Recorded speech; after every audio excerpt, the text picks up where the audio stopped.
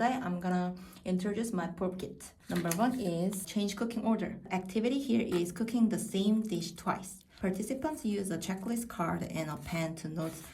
Number 2 is timer photo diary. They mark their mood on the mood strip using a pen. Number 3 is called tool swap free choice. There are highlighter and an emotion scale card to mark.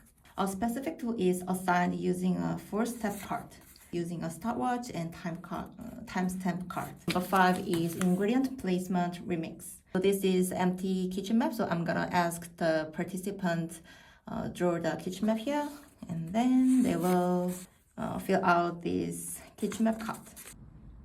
The participant completed the order changing prep kit well. It allows comparison between cooking with prior preparation and cooking without it. Second, the participant clearly recorded photos and emotions from the moments when they paused. Third, they used highlighters effectively to show how they felt when freely choosing unfamiliar tools. Fourth, the data shows how they resumed the next step when forced to use a specific kitchen tool, though the stopwatch time was not recorded and need to checking.